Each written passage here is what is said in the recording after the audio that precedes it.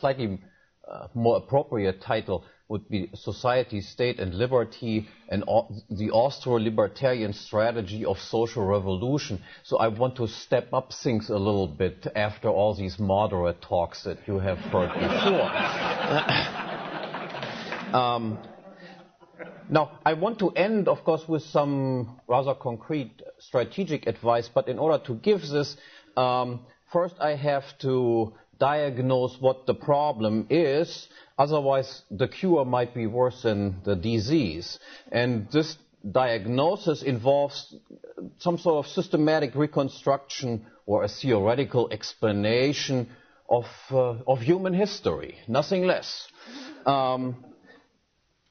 Now let me begin with a few words about society. Why is there a society? Why do people cooperate? Why is there peaceful cooperation rather than permanent war among mankind? Austrians, and in particular Misesians, emphasize the fact that we do not need to assume anything like sympathy or love for other people in order to explain this. Self-interest, that is, to prefer more over less, that is entirely sufficient to explain this phenomenon of cooperation. Men cooperate because they are able to recognize that production under division of labor is more productive than self-sufficient isolation. Imagine just that we would withdraw from division of labor and you would immediately recognize that we would be desperately poor. Most of mankind would immediately die out. Now, note one important thing here, and I'll come back to this. What this explanation implies and what it does not imply. It does not imply, of course, that there will be always and without any exception or disturbance nothing but peace among men. There are always robbers and murderers around, and every society somehow has to deal with these types. But what it does imply is that the Hobbesian account of the emergence of peaceful cooperation is fundamentally misconceived. Thomas Hobbes assumed that people would be permanently at each other's throat if it were not for some independent third party, that is the state, of course, to make peace among them. Now, but what you notice immediately what kind of curious construction this is.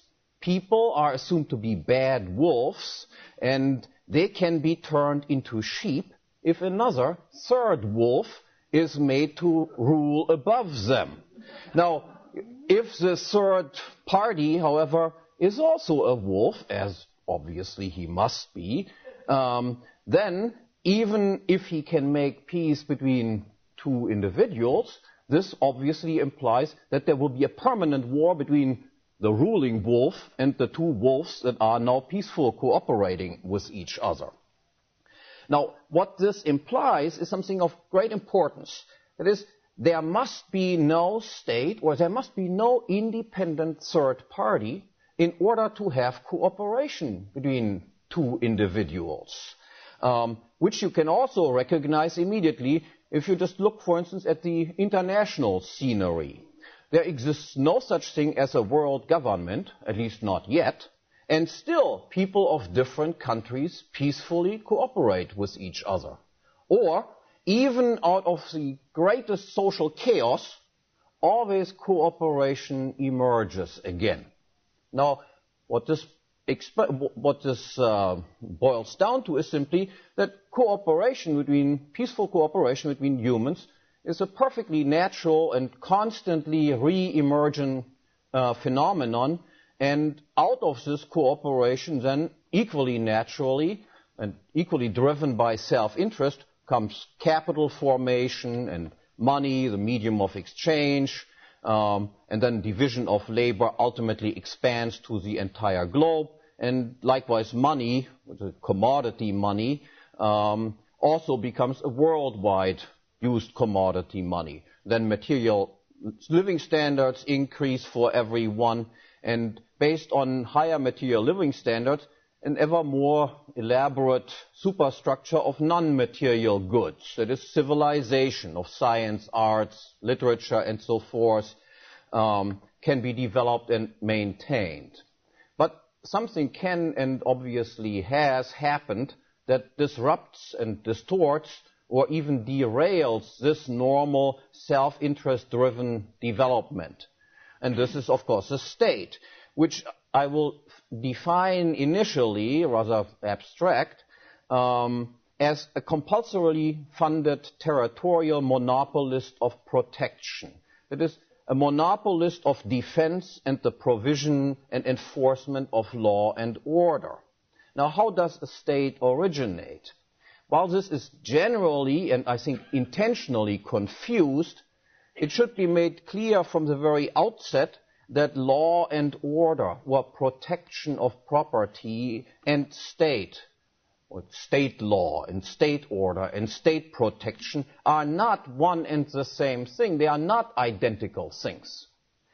Just as property and social cooperation based on the division of labor are natural, so the human desire to have one's property protected against natural and also against social disasters such as crime is a completely natural desire.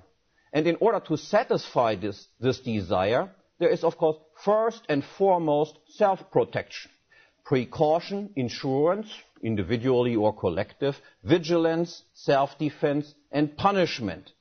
And let there be absolutely no doubt as to the effectiveness of a protection system based on people's willingness of self-defense. This is how law and order was maintained most of the time for most of mankind. In every village, even up to this day, law and order is basically maintained in this way. The American Wild West, which of course was not exactly wild as compared to the current situation, that's the way law and order was maintained there, by people being willing to defend themselves. Moreover, division of labor will then, of course, naturally also affect the production of security, that of protection services. The higher standards of living grow, the more people will, besides relying on self-defense measures, also want to partake in the advantages of the division of labor and attach themselves for protection, in addition to relying on self-defense, to a specialized protector, to providers of law and order and of justice and protection. And naturally, every person will look for this particular task for assistance. He will look to persons or institutions who have something to protect themselves, who have the means to assure effective protection, and who have a reputation as just and impartial judges. In every society of more than the most minimal degree of complexity, then, there will quickly emerge specific individuals who, on account of having property to defend, having a good reputation and so forth, will assume the role of judges and peacemakers and protectors. And again, every single village up to this day, every small community, and even the Wild West, of course, again, illustrate the truth of this conclusion.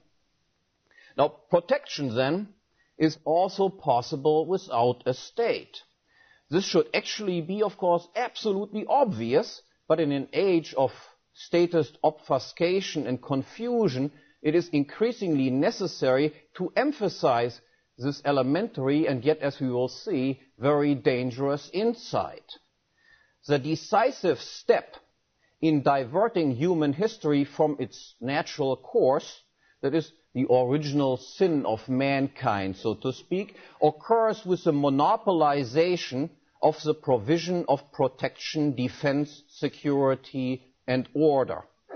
The monopolization of these tasks by a single one of these initially numerous protectors at the exclusion of all others.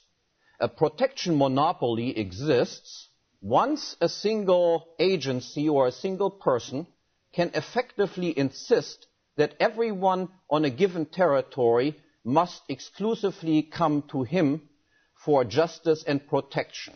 That is, that no one can rely exclusively or solely on self-defense or attach himself for protection to somebody else. Once this is reached, a monopolist, then, of course, funding of this protector is no longer entirely voluntarily, but in part becomes compulsion. And as standard Austrian economics predicts, once there is no longer free entry into the business of property protection, or into any other business for that matter, the price of protection will rise and the quality of protection will fall. The monopolist will become increasingly less of a protector of our property and increasingly more become a protection racket or even a systematic exploiter of property owners. He will become an aggressor against and a destroyer of the people and their property that it was initially supposed to protect. Now, what is easily described in abstract terms, this monopoly, is in practice, of course, a painstaking and lengthy task. How can anyone get away with barring all other protectors from competition? And why would the people, and especially the excluded other potential peacemakers and judges, allow such a thing to happen, that one individual monopolizes this service? Now, the answer regarding the origin of a state is in detail very complicated, but in its general structure it is very easy to recognize. First, every state, that is, every monopolistic protection agency, must begin or can only originate on an extremely small territorial level, such as a village, for instance. It is practically inconceivable that a world state or a protection monopoly encompassing the entire world population could come into existence from scratch. And the second thing we have to notice is that not just anyone can even reach a local protection monopoly. Rather, the local protection monopolists initially are members of the natural social elite. That is, they are initially accomplished and acknowledged members of society. They were also, before they reached the position of a monopolist, they were previously chosen voluntarily as protectors. Only as established and recognized elites, whose authority is essentially voluntary, is it possible for them to make this decisive step toward monopolization and get away with it. That is to say, every initial local government or state originates in the form of personal or private lordships or of princely rule. No one would entrust just anyone with the maintenance of law, order, and justice, and in particular, not if this person or agency had a monopoly for this particular task. Instead, people would look for protection, obviously, to someone known and known to be a knowledgeable person, and only such a person, a noble or an aristocrat, can possibly attain a monopoly position initially. Historically, by the way, if one looks at modern or ancient history, states everywhere, of course, are basically first princely states, and only later do they become democratic states. And even though it is true that states must begin only locally, and they are usually princely states, it still took hundreds of years before anything resembling the modern state came into existence. Now, once a protection monopoly is in place, a logic of its own is set in motion. Every monopolist takes, of course, advantage of his position. The price of protection will go up, and more importantly, the content of the law, that is, the product quality, will be altered to the advantage of the monopolist and at the expense of others. Justice will be perverted, and the protector becomes increasingly an exploiter and an expropriator. More specifically, as a result of the territorial monopolization of protection, two tendencies are generated. First, a tendency towards the extensification of exploitation, and second, a tendency towards the intensification of exploitation. Now, originally local institutions, states, have an inherent tendency, driven by self-interest, of wanting more income rather than less, toward territorial expansion.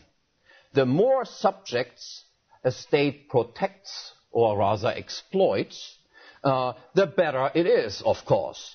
And the competition between states, that is, territorial monopolists, is an eliminative competition. Either I am the monopolist, or you are the monopolist of ripping people off. Moreover, with numerous states, people can easily move with their feet. However, a loss of population, of course, from the point of view of a state, is a bothersome problem. Hence, states almost automatically come into conflict with each other, and one way of solving this conflict, or solving this problem, from a statist viewpoint, is territorial expansion, either by means of war, or by means of intermarriage, and sometimes also by outright purchase. Ultimately, this tendency would come to a halt only with the establishment of a one-world single state.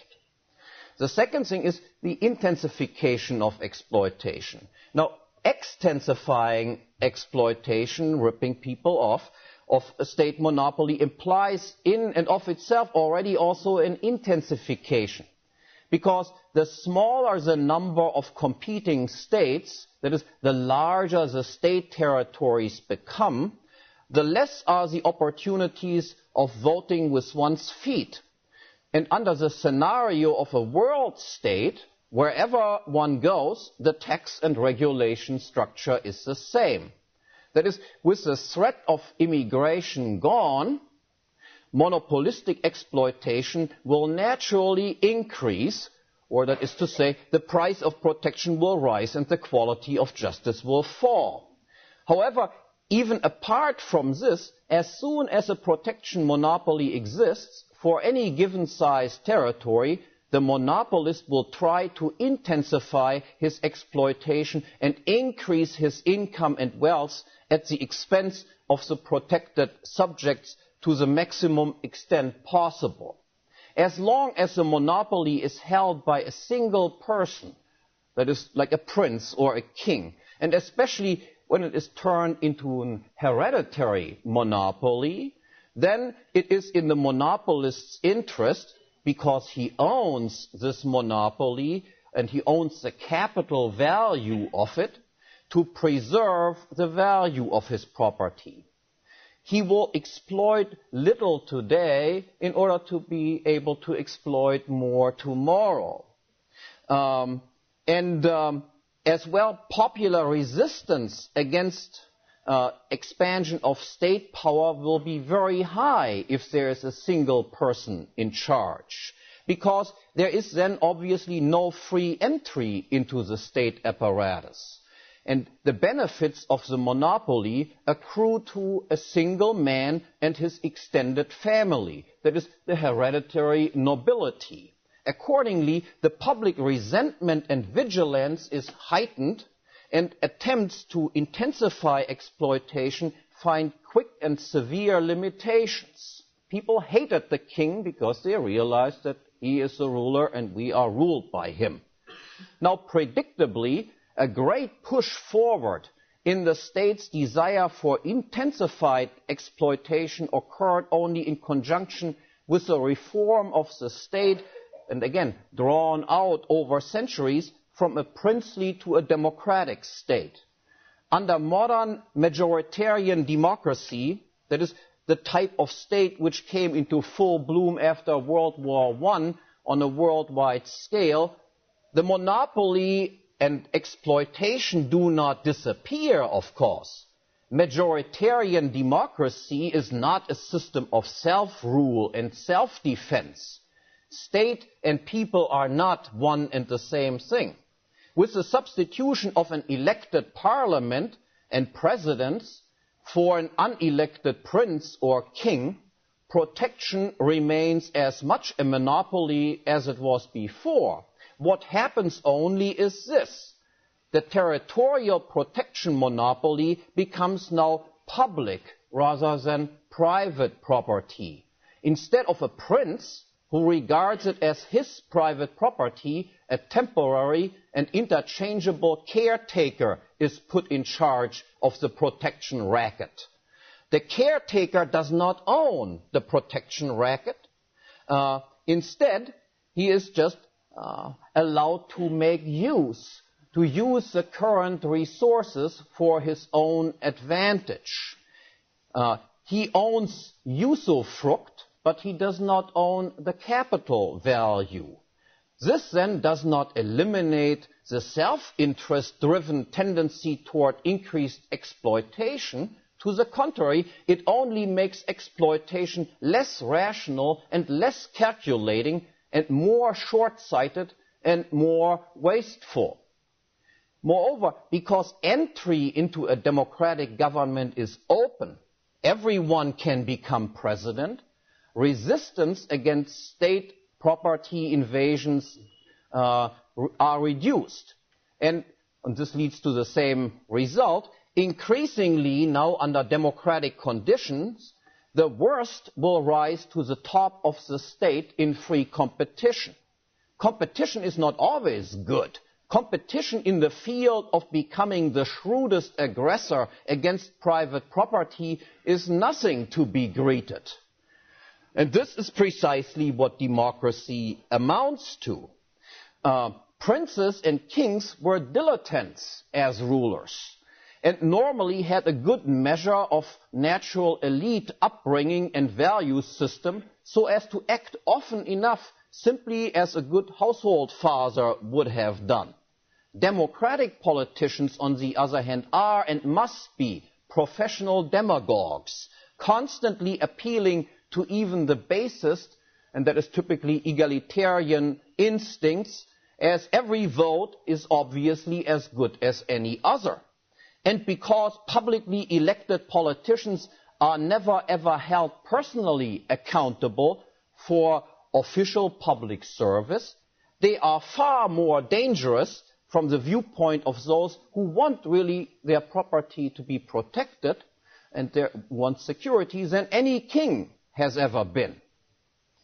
If you combine these two tendencies that I mentioned, inherent in a state, intensification, exploiting the domestic population, and extensification, then you get a one world global democracy with one world global paper currencies issued by World Central Bank. Now at this moment, let me just simply take stock. Here we are then at the end of the 20th century, closer than ever to the end state of a one world state, at least closer than ever before in history. The United States is the sole superpower and the world's top cop. At the same time, democracy has become almost universal. And the world's leading power, the United States, is the world's leading champion of democracy. Some neoconservatives, such as Francis Fukuyama, pointed out that this must be the end of history. One world democracy. We almost reached it. Now, from an Austro-libertarian point of view, matters look somewhat different. Under highly centralized democracy, or let me call it under highly centralized mob rule, the security of private property has almost completely disappeared. The price of protection is enormous, and the quality of justice dispensed has gone downhill constantly. It has deteriorated to the point where the idea of immutable laws of justice and principles of justice, of natural law, has almost entirely disappeared from public consciousness. Law is considered nothing but state-made law, positive law. Law and justice is whatever the state says it is. There is still private property in name, but in practice, private property owners have been almost completely expropriated. Rather than protecting people from invaders and invasions of person and property, the state has increasingly disarmed its own people and stripped them of their most elementary right to self-defense. Moreover, private property owners are no longer free to include or exclude other people from their property as they see fit. And this, of course, that is the right to include if you want, or exclude if you want, is absolutely an essential ingredient of private property. And this entails a defense mechanism. It is an anti-invasion method that you can kick people off your property. But this right to kick people off your property, especially if it is commercial property, has entirely been taken away from you. And with this right gone, and no one can today hire or fire, buy or sell, include or exclude from his property at will, with all of this gone is also another basic method of defending oneself from invasion. The state, which was supposed to protect us, has in fact rendered us completely helpless. It robs its subjects of more than half their income to be distributed according to public sentiment rather than according to principles of justice. It subjects our property to thousands of arbitrary and invasive regulations. We can no longer freely hire and fire whoever we want for whatever reason we deem good and necessary. We cannot sell or buy whatever we want to whoever we want and wherever we want.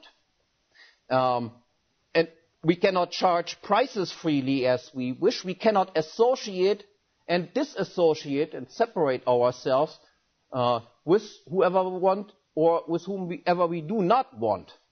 And instead of protecting us then, the state has delivered us and our property to the mob and mob instincts.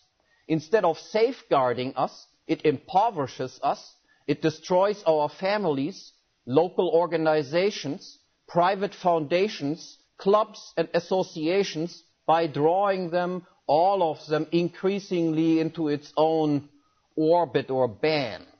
And as a result of all of this, the state has perverted the public sense of justice and of personal responsibility and bred and attracted an ever-increasing number of moral and economic monsters and monstrosities. Now, how can the state and the status disease be stopped? Now, I will come to my more strategic considerations. First off, 3 fundamental insights or guiding principles must be recognized. First, that the protection of private property and of law or justice and order and law enforcement is, of course, essential to any human society. But there is no reason whatsoever why this task must be taken on by one single agency, by a monopolist. As a matter of fact, it is precisely the case that as soon as you have a monopolist taking on this task, he will, with necessity, destroy justice and render us defenseless against foreign as well as domestic invaders and aggressors.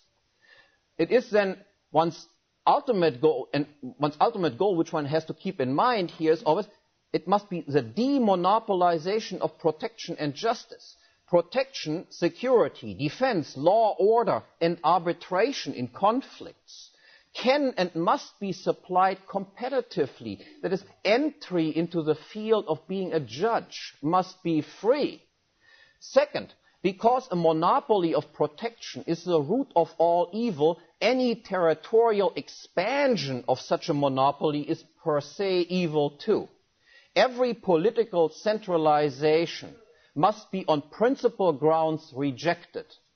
In turn, every attempt at political decentralization, segregation, separation, secession, and so forth must be supported.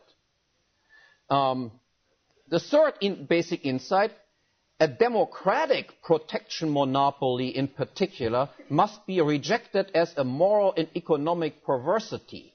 Majority rule and private property protection are incompatible. The idea of democracy must be ridiculed. That is nothing else but mob rule parading as justice. To be labeled a democrat must be considered the worst of all possible compliments. This does not mean that one may not participate in democratic politics. I will come to that a little bit later again. But one must use democratic means only for defensive purposes. That is, one may use an anti-democratic platform to become elected by an anti-democratic constituency in order to implement anti-democratic, that is, anti-egalitarian and pro-private property policies. Or, put it differently, a person is not honorable because he is democratically elected. If anything, this makes him a suspect. Rather, despite the fact that a person has been elected democratically, he may still be a decent and honorable man. We have heard one before. Now, from these principles now to the problem of application.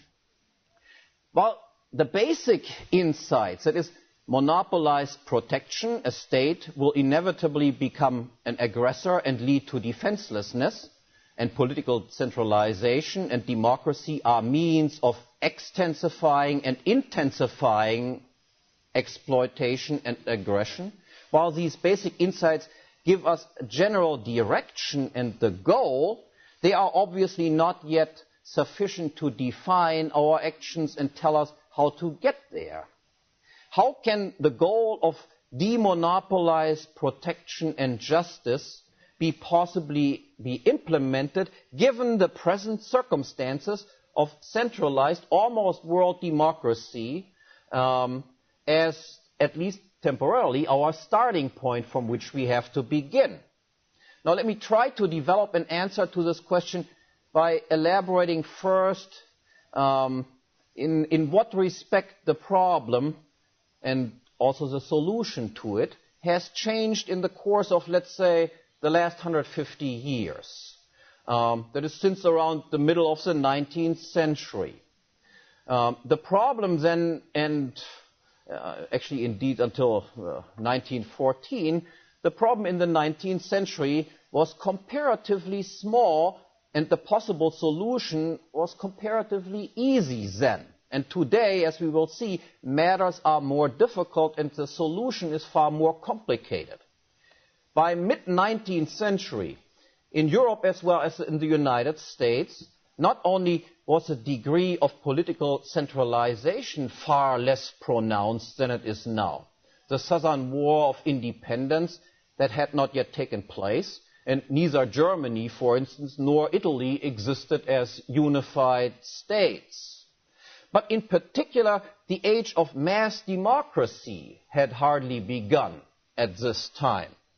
In Europe, after the defeat of Napoleon, countries were still ruled by kings and princes, and elections and parliaments played little roles and were in addition restricted to extremely small numbers of major property owners. Similar, in the United States, government was run by small aristocratic elites, and the vote was restricted by severe property requirements. After all, only those people who have something to be protected should be running those agencies that do the protection.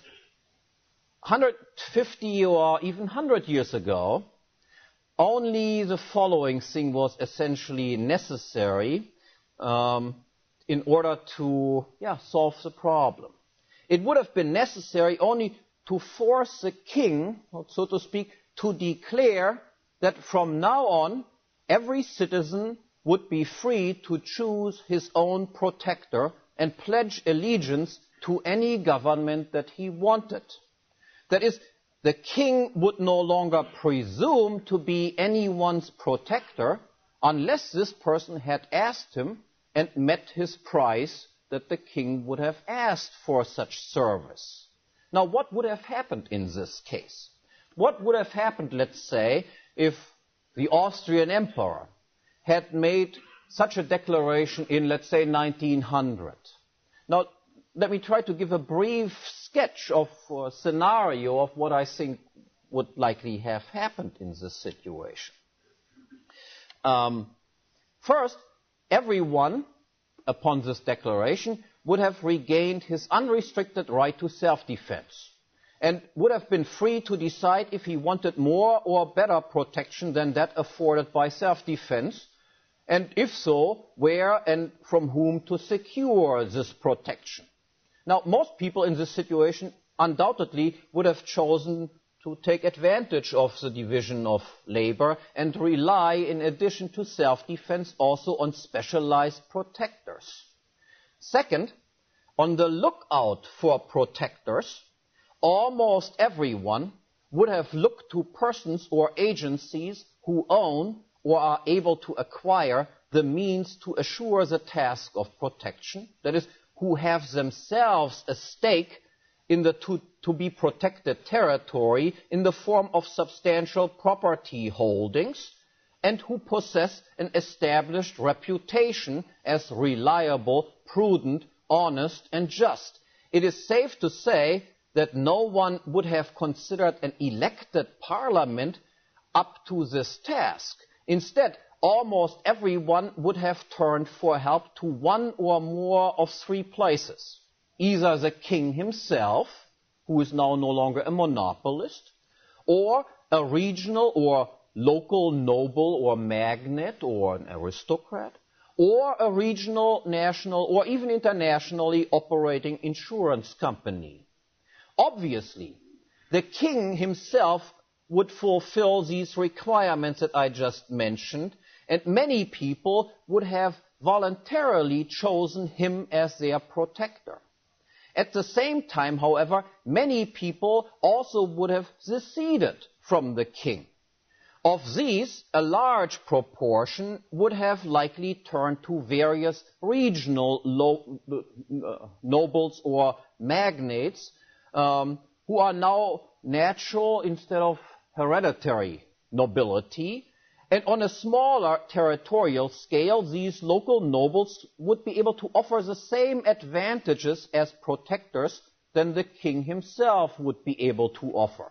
And this shift to regional protectors would bring about a significant decentralization in the organization and structure of the security industry. And this decentralization would only be reflective of and in accordance with private or subjective protection interests. That is, the centralization tendency that I mentioned before has also led to an over-centralization of the protection business. Lastly, nearly everyone else, especially in the cities, would have turned for protection to commercial insurance companies such as fire insurers. Insurance and private property protection are obviously very closely related matters. Better protection leads to lower insurance payoffs. And by insurers entering the protection market, quickly protection contracts rather than unspecified promises would have become the standard product form in which protection would have been offered. Further, by virtue of the nature of insurance, the competition and cooperation between various protection insurers would promote the development of universal rules of procedure, evidence, conflict resolution, and arbitration. As well, it would promote the simultaneous homogenization and dehomogenization of the population into various classes of individuals with different group risks regarding their property protection, and accordingly also different protection insurance premiums. All systematic and predictable income and wealth redistribution between different groups within the population, as it existed under monopolistic conditions, would be immediately eliminated, and this would of course make for peace. Most importantly, the nature of protection and defense would have been fundamentally altered. Under monopolistic conditions, there is only one protector. Under monopolistic conditions, and whether that is monarchical or democratic makes no difference in this respect, under monopolistic conditions, a government is invariably conceived of as defending and protecting a fixed and contiguous territory. Yet this feature is the outcome of a compulsory protection monopoly. With the abolition of a monopoly, this feature would immediately disappear as highly unnatural or even artificial. There might have been a few local protectors who defended just one contiguous territory, but there also would have been other protectors, such as the king, for instance, and also these insurance agencies, whose protection territory consisted of widespread patchworks of discontiguous bits and pieces and stretches. And the borders, in parentheses, the borders of every government would be in constant flux. In cities in particular, it would not be more unusual for two neighbors to have different protection agencies than it is to have different fire insurers. Now, this patchwork structure of protection and defense improves protection. Monopolistic, contiguous defense presumes that the security interests of the entire population living in a given territory are somehow homogeneous. That is, that all people in a given territory have the same sort of defense interests. But this is, of course, a highly unrealistic and actually untrue assumption. Actually, people's security needs are highly heterogeneous. People may own property in just one location or in numerous territorially widely dispersed locations. Or they may be largely self-sufficient or only dependent on a very few people in their economic dealings. Or on the other hand, they may be deeply integrated into the market and dependent economically on thousands and thousands of people strewn out over large territories. The patchwork structure of the security industry would merely reflect this reality of highly diversified security needs that exist for various people. As well, this structure would in turn stimulate the development of a corresponding protective weaponry. Rather than producing and developing weapons and instruments of large-scale bombing, instruments would be developed for protecting small-scale territories without collateral damage. In addition, because all interregional redistribution of income and wealth would be eliminated in a competitive system, the patchwork structure would also offer the best assurance of interterritorial peace. The likelihood and the extent of interterritorial conflict would be reduced if there are patchworks. And because every foreign invader, so to speak, would almost instantly, even if he invaded only a small piece of land, run into the opposition and military and economic counterattacks by several independent protecting agencies, likewise the danger of foreign invasions would be reduced. Now, indirectly, it is already clear, at least partially, how and why it has become so much more difficult to reach this solution in the course of the last 100 or 150 years. Let me point out some of the fundamental changes that have occurred which make all of these problems far bigger. First, it is no longer possible to carry out the reforms from the top down.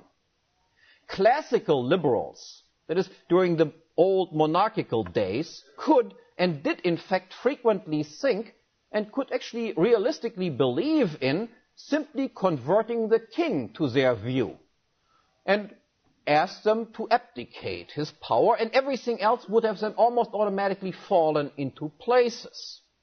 Now, today, the state's protection monopoly is considered public instead of private property, and government rule is no longer tied to any particular individual, but to specified functions exercised by unnamed or anonymous individuals as members of a democratic government. Hence, the one or few man conversion strategy does no longer work. It doesn't matter if one converts a few top government officials, that is, the president and let's say a handful of senators, because within the rules of democratic government, no single individual has the personal power of abdicating the government's monopoly of protection. Kings had this power, presidents don't. The president can only resign from his position, only to be taken over, obviously, by someone else. But he cannot dissolve the government protection monopoly because supposedly the people own the government and not the president himself. Under democratic rules, then, the abolition of the government's monopoly of justice and protection requires either that a majority of the public and of their elected representatives would have to declare the government protection monopoly and, of course, accordingly then all compulsory taxes over and abolished, or even more restrictive, that literally no one would vote and the voter turnout would be zero. Now, only in this case would the democratic protection monopoly itself could be said to be effectively abolished. Yet this would essentially mean that it was impossible to ever rid ourselves of an economic and moral perversion. Because nowadays it is, of course, a given that everyone, including the mob, does participate in politics, and it is inconceivable that the mob should ever, in its majority or even in its entirety, renounce and abstain from exercising its right to vote, which is, of course, nothing else but exercising the opportunity to loot the property of others. Moreover, even if one assumed against all odds that this was achieved, the problems do not end, because another fundamental sociological change to the age of modern egalitarian mass democracy, and that is the almost complete destruction of natural elites. The king could abdicate his monopoly, and the security needs of the public still would have been almost automatically been taken care of, because there existed, foremost with the king himself, and also regional and local nobles, and also major entrepreneurial personalities, there existed a clearly visible and established natural, voluntarily acknowledged elite, and a multi-layered structure of hierarchies and rank orders to which people could turn with this desire, I want to be protected. Today, after less than 1 century of mass democracy, there exist no such natural elites and social hierarchies to which one could immediately turn for protection. Natural elites and hierarchical social orders and organizations, that is, people and institutions commanding an independent authority and respect, independent from the state, are even more intolerable and unacceptable to a democrat and more incompatible with the democratic spirit of egalitarianism than they were a threat to any king or to any prince. And because of that, under democratic rules of the game, all independent authorities, all independent institutions have been systematically wiped out or have been diminished through economic measures to insignificance. Today, no one person or institution outside of government itself possesses genuine national or even regional authority.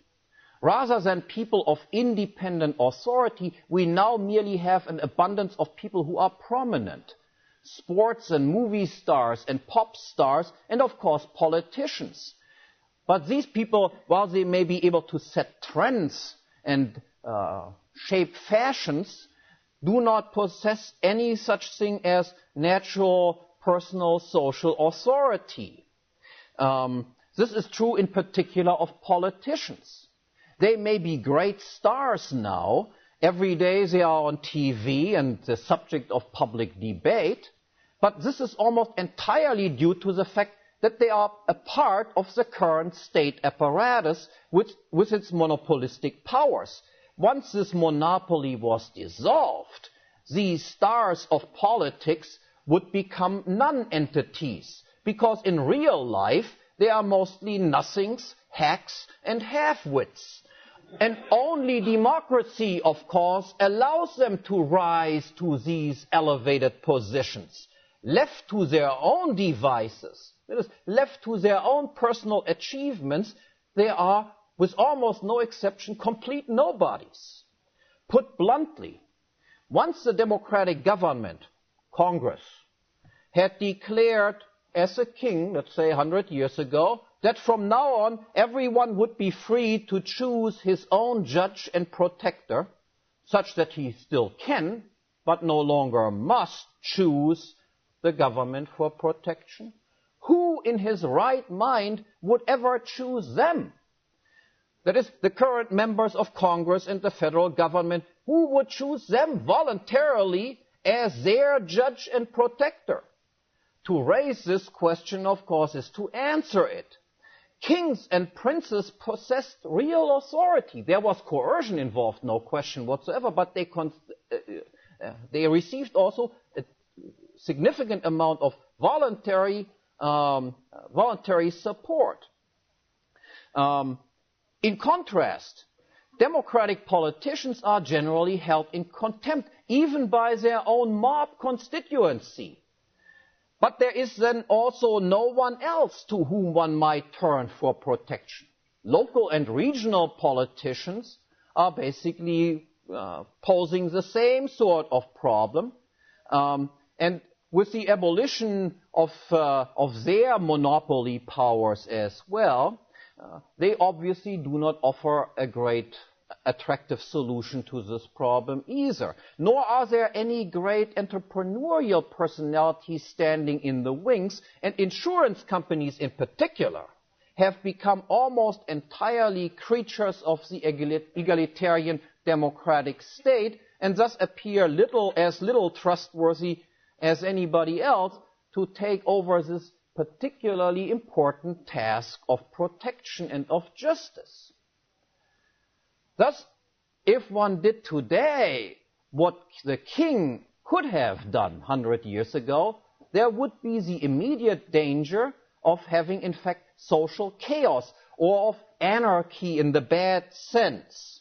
People would indeed, at least temporarily, become highly vulnerable and defenseless. So then the question, is there no way out?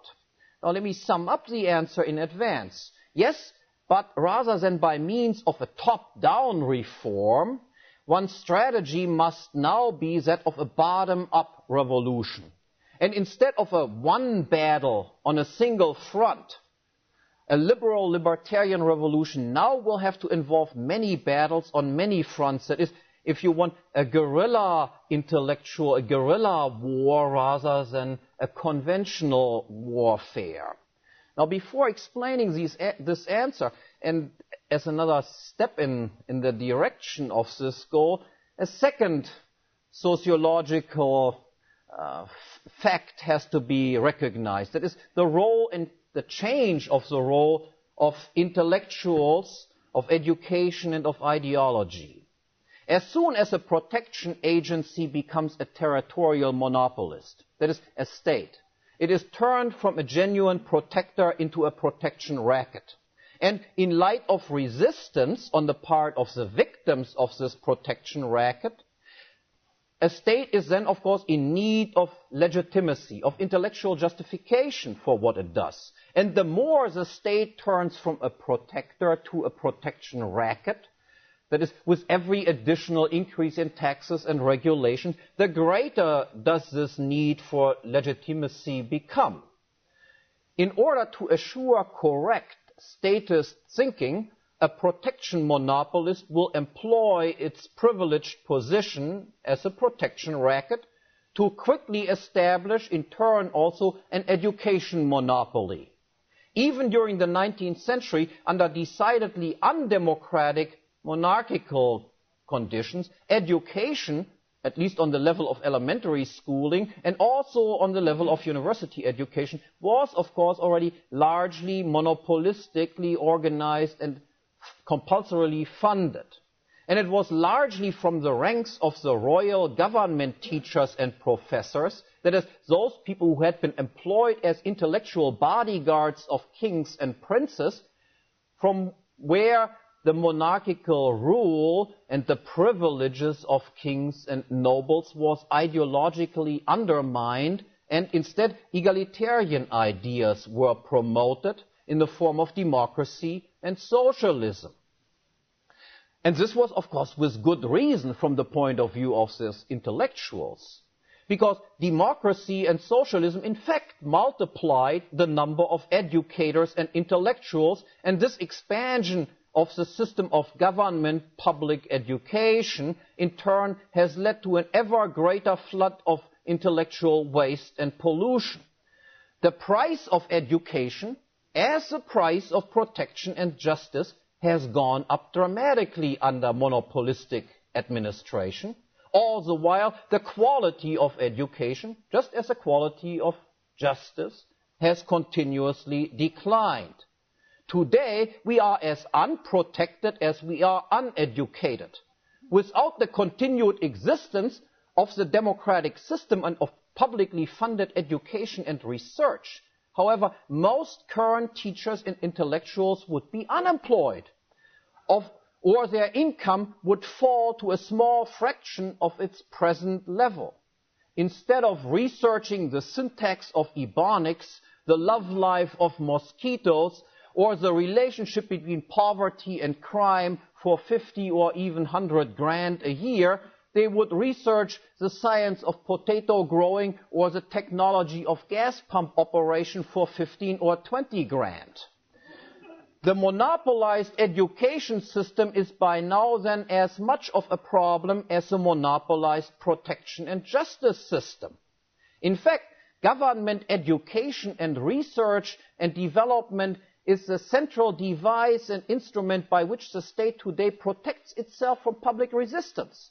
Today, intellectuals are as important, or even more so from the point of view of the government, for the preservation of the status quo than are judges, policemen, and soldiers.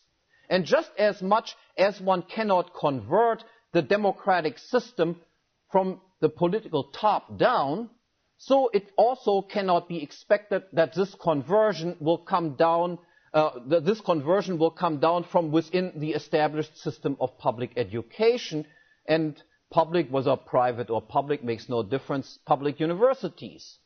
This system cannot be reformed. It is impossible for libertarians to infiltrate and take over the public education system, as the Democrats and Socialists could when they replaced the monarchists. From the point of view of classical liberalism, the entire system of publicly or tax-funded education must go, root and branch. And with this conviction, it is obviously impossible for anyone to make a career within these institutions. I will not ever be able to become the president of a university. My views bar me from making a career like this.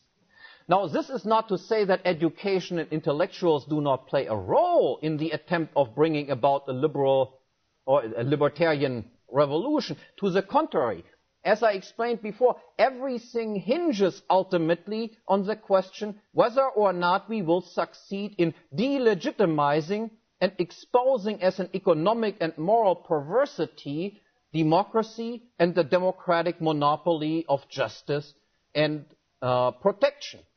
Now, this is obviously nothing but an ideological battle, but it would be wrong-headed to assume that official academia will be of any help in this endeavor. On the government, though, educators and intellectuals will tend to be statists. Help, intellectual ammunition, and ideological direction and coordination can only come from outside of established academia, from centers of intellectual resistance, from an intellectual counterculture outside and independent of and in fundamental opposition to the government monopoly of protection as well as of education, such as the Mises Institute.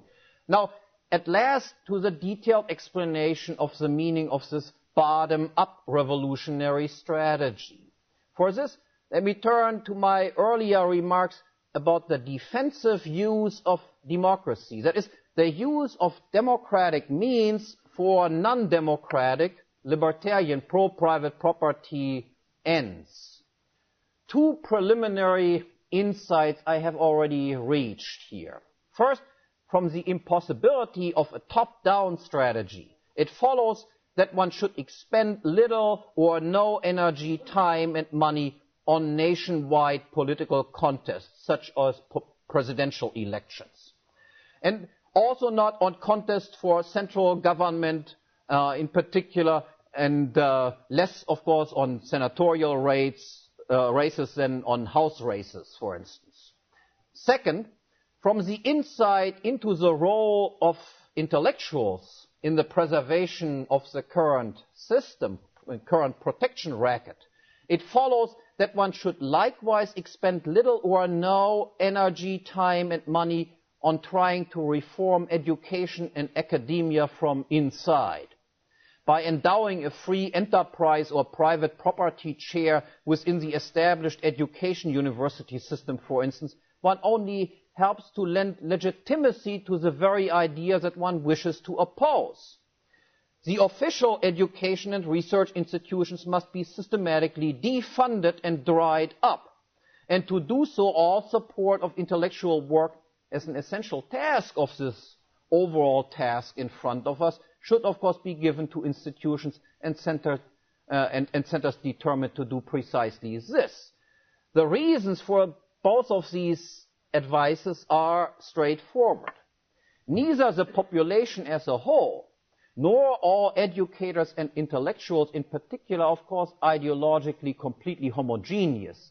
And even if it is impossible to win a majority for a decidedly anti-democratic platform on a nationwide scale, there appears to be no insurmountable difficulty in winning such a majority in sufficiently small districts and for local or regional functions within the overall democratic government structure. In fact, there seems to be nothing unrealistic in assuming that such majorities exist at thousands of locations. That is, locations dispersed all over the country, but of course not evenly dispersed. Likewise, even though the intellectual class must be by and large regarded as the natural enemies of justice and protection, there exist at various locations isolated anti-intellectual intellectuals. And as the Mises Institute proves, it is very well possible to assemble these isolated figures around an intellectual center and give them unity and strength and a national or even an international audience. But what then? Everything else falls almost automatically from the ultimate goal, which must be kept permanently in mind in all of one's activities. That is, the restoration from the bottom up of private property and the right to property protection, the right to self-defense, to exclude or include, and to freedom of contract. And the answer can be broken down into two parts. First, what to do within these very small districts where a pro-private property candidate, an anti-majoritarian personality can win, and second, how to deal with the higher levels of government and especially with the central federal government. Now first, as an initial step, and I'm referring now to what should be done on the very small level, local level. As an initial step, so to speak, the first central plank of one's platform should be one must attempt to restrict the right to vote on local taxes, in particular property taxes, and on regulations to property and real estate owners. Only property owners must be permitted to vote, and their vote is not equal, but in accordance with the value of the equity owned and the amount of taxes paid. That is similar to what Lou Rockwell already explained that has happened in some places in California. Further, all public employees, teachers, judges, policemen, and all welfare recipients must be excluded from voting on local taxes or local regulation matters. These people are being paid out of taxes and should have no say whatsoever how high these taxes are. With this platform, one can, of course, not win everywhere. I'm fully aware of it. You cannot win in Washington, D.C. with a platform like this. But I dare say that in many locations, this can be easily done. The locations have to be small enough, and there have to be a good number of decent people there. Consequently, then, local taxes and rates, of course, as well as local tax revenue will inevitably decrease. Property values and most local incomes would increase, whereas the number and or payment of public employees would fall. Now, and this is the most decisive step, the following thing must be done. And always keep in mind that I'm talking here about very small territorial districts, villages, little towns. In this government funding crisis, which breaks out once the right to vote has been taken away from the mob, once a funding crisis appears, as a way out of it, all local government assets must be privatized. An inventory of all public buildings, and that is on the local level not that much, schools, fire, police station, courthouses, and roads, and so forth, is made. Obviously, that would not be a very long list. And then property shares or stock should be distributed to the local private property owners in accordance with the total lifetime amount of taxes, property taxes, that these people had paid. After all, it is theirs. They paid these things. These shares then should be freely tradable, sold and bought, and with this, local government would essentially be abolished. If it were not for the continued existence of higher, superior level of governments, this village or this city then would now be a free or liberated territory. Now, what would consequently happen to education and, more importantly, what would happen to property protection and justice? On the small local level, we can be as certain, or even more so than we could have been, let's say, 100 years ago, about what would have happened if the king would abdicate. What would happen is roughly this. All material resources that were previously devoted to these functions, that is, schools, police stations, courthouse, and so forth, still exist. And so does the manpower. The only difference is that they are now privately owned or temporarily unemployed, public employees, under the realistic assumption that there continues to be a local demand for education and a local demand for protection and justice. The schools, police stations, and courthouses will be still used for the very same purpose. And many former teachers, policemen, and judges would be rehired or resume their former position on their own account as self-employed individuals, except, of course, that they would be operated or employed by local big shots who own these things, or local elites, all of whom are personally known figures, either as for-profit enterprises or as, and that seems to be more likely, some mixture of charitable organization and economic organization. Local big shots frequently provide public goods out of their own private pocket. And they obviously have the greatest interest in the preservation of local justice and peace. And this is all easy enough to see to work for schools and policemen. But what about judges and justice? Now recall that the root of all evil is compulsory monopolization of justice. That is, one person says this is right. Accordingly, judges must be freely financed and free entry into judgeship positions must be assured. Judges are not elected by vote, but chosen by the effective demand of justice seekers. Also, don't forget that on the small local level under consideration, one is talking actually about a demand for one or very few judges only.